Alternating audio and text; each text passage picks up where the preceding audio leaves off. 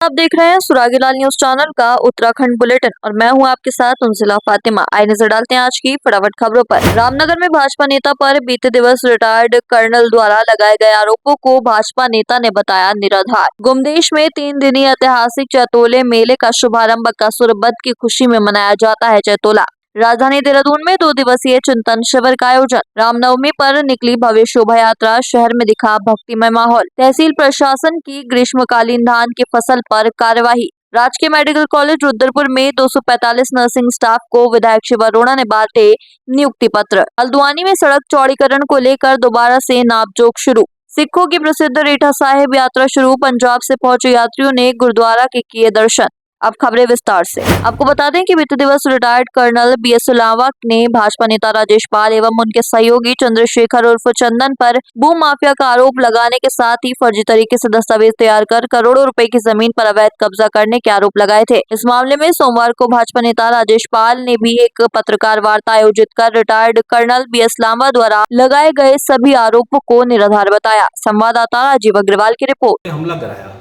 यदि मैंने उनके पे कभी जानलेवा हमला कराया या क्योंकि हकीकत ये है कि मैं पहली बात तो मैं बल्लाल सिंह लामा जी नाम के व्यक्ति को जानता नहीं हूँ, पता नहीं वो बल्लाल सिंह लामा है या नहीं है। दूसरा विषय यह है जो उन्होंने मुझ पर आरोप लगाया है कि हम ज़मीन कब्जा कर या जो है कागज़ों में नाम बदल कर कोई काम कर रहे हैं। तो मैं आपके संज्ञान में ला दूँ, आजकल बहुत पारदर्शिता के साथ काम होता है, भारत कानून के अनुसार चलता है और हमारे द्वारा जो भी ज़मीनें खरीदी गई हैं रजिस्ट्रार साहब के यहाँ रजिस्ट्री करके खरीदी गई हैं। माननीय तहसीलदार साहब ने उसमें दाखिल खारिज करे हैं और 143 जो है एजेंट साहब करते हैं, आप सबको भली भांति परिचित है। तो उनका ये तथ्य तो निराधारी है कि हमने जो है ज़मीन कब्जा करके जो है ज़मीनें हमने अपने नाम पे कराई हैं। और रही बात नाम बदलने की, उन्होंने ठाकुर द्वारा का विषय लाए थे, तो ठाकुर द्वारा में उन्होंने शिकायत करी थी कि साहब बलवीर सिंह ने अपना पिताजी का नाम चेंज कराया है। तो उसमें जो है पटवारी ने जांच लगाई कि गांव के 4 लोगों के कहने पर पाया गया कि इसके पिताजी का नाम ये था। जबकि आज के तारीख में भाई आप यदि किसी का जाति प्रमाण पत्र, स्थायी प्रमाण पत्र यदि निरस्त करते हैं तो एक बार आप उसे भी सूचना करेंगे कि भाई आपके खिलाफ ये शिकायत आई है, आप अपना आगे पक्ष रखिए। जबकि वो पक्ष ना रखकर इन्होंने उस पटवारी के साथ मिलकर रिपोर्ट लगवाई बिना कागजों के आधार पर और सीधे कोतवाली पहुंच गए, जिसमें मैं आपको साक्ष्य दूंगा कि कोतवाली में उन्होंने मना कर दिया इनकी रिपोर्ट लेने के लिए। यानी कि उस बलवीर सिंह के खिलाफ कोई भी FIR आज तक दर्ज नहीं है, चाहे यूपी का मामला हो चाहे यहाँ का मामला हो। परंतु इन्होंने मीडिया के माध्यम से पूरे उसमें ऐसा दिखाया कि उनके खिलाफ मुकदमा हो गया है, ये हो गया है, वो हो गया, जो कि बिल्कुल निराधार है। और रही बात उस पटवारी की, जब हमें ये मामला संज्ञान में आया तो हमने SDM साहब के यहाँ शिकायत करी, तो SDM साहब ने उस पटवारी के खिलाफ अभी जांच बैठा दी है, कानूनगो को वहाँ पे नियुक्त कर दिया है, दूसरे पटवारी को नियुक्त कर दिया है कि इसने जो रिपोर्ट लगाई है उसके खिलाफ जांच करी जाए। और उस बलवीर सिंह का कोई भी प्रमाण पत्र आज तक निरस्त नहीं हुआ है, सारा आजकल ऑनलाइन है, आप ऑनलाइन निकाल सकते हैं।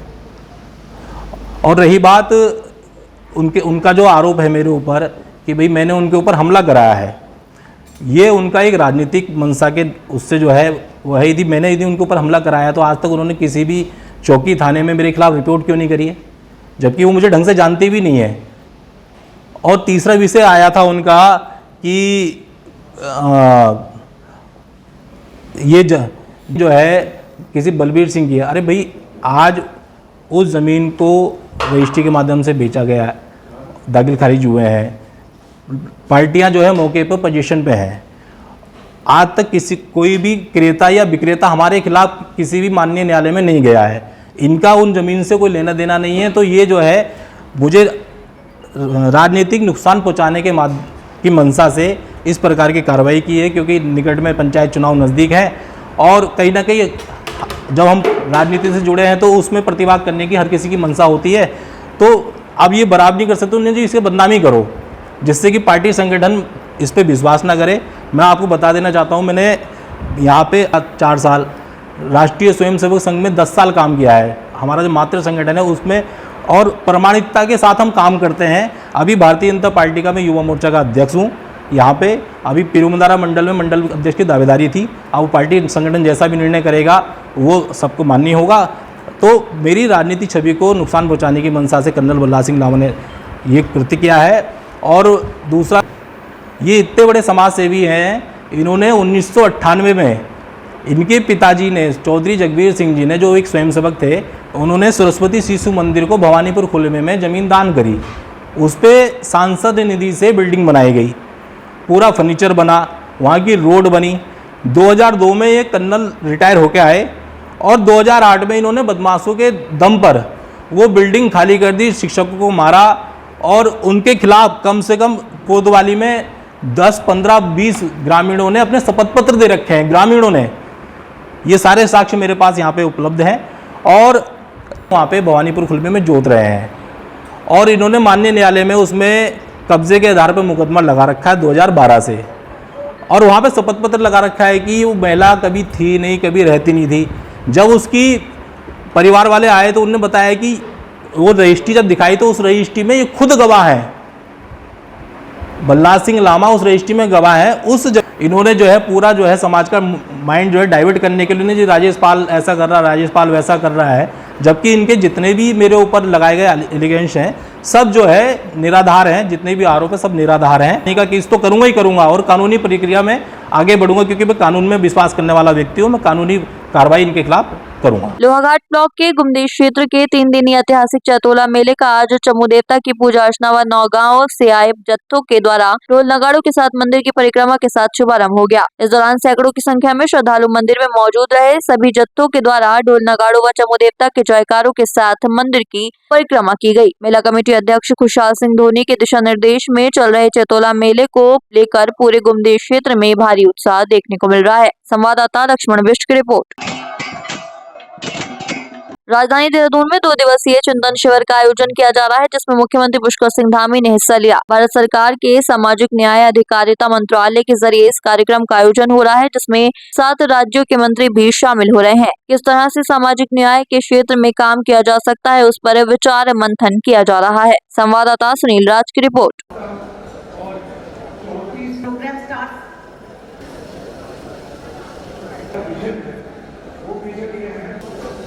Now I would like to invite you.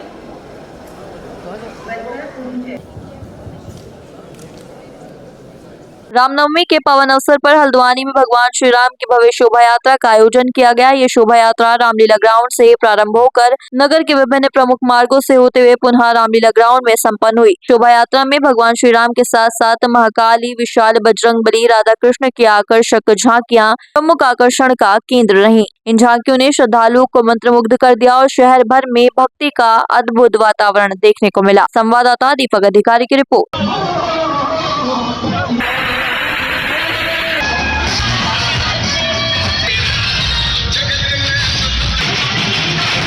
एक तरफ प्रदेश भर में जल स्तर घटने से जहां एक तरफ सरकार बेहद चिंतित है, तो वहीं शासन के आदेशों के बाद इस वर्ष ग्रीष्मकालीन धान लगाने पर प्रतिबंध लगाया गया है और जगह जगह धान की फसलों की जगह दूसरी फसलों को लगाने के लिए किसानों के साथ प्रशासन द्वारा गोष्ठी भी की जा रही है। वहीं जसपुर क्षेत्र में कई गाँवों में किसानों द्वारा ग्रीष्मकालीन धान की पौध तैयार करनी शुरू कर दी गयी, जिसकी सूचना के बाद जसपुर तहसील प्रशासन सतर्क हो गया और जसपुर के गाँव कल्याणपुर और उमरपुर बहेड़ी गाँव में तैयार की जा रही कई बीघा धान की नर्सरियों पर प्रशासन द्वारा कार्रवाई की गई और आगे भी इसी तरह की कार्रवाई जारी रहेगी। संवाददाता दीपक चौहान की रिपोर्ट।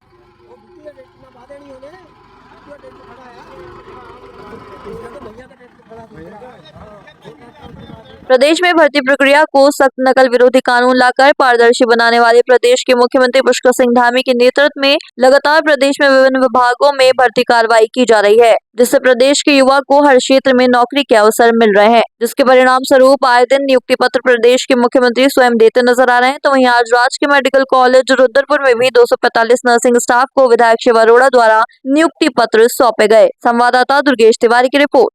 तो हम अभी इसी 2025 में 1100 करोड़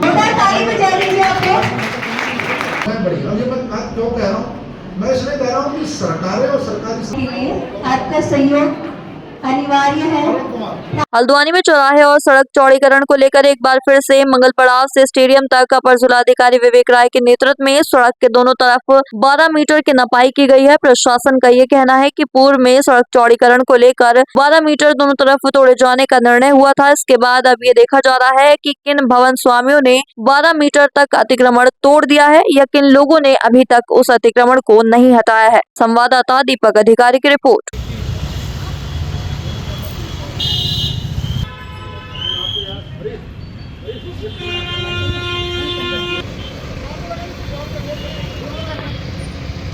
चंपावत जिले में स्थित सिखों के प्रसिद्ध तीर्थ स्थल रीठा साहिब की यात्रा शुरू हो गई है। देश विदेश से बड़ी संख्या में सिख श्रद्धालु रीठा साहिब पहुंच रहे हैं। सोमवार को पंजाब के अमृतसर से रीठा साहिब पहुंचे 206 सिख तीर्थ यात्रियों के दल ने लधिया व रतिया नदी के संगम में स्नान कर रीठा साहिब गुरुद्वारे के दर्शन कर मीठे रीठे का प्रसाद दिया। संवाददाता लक्ष्मण बिष्ट की रिपोर्ट।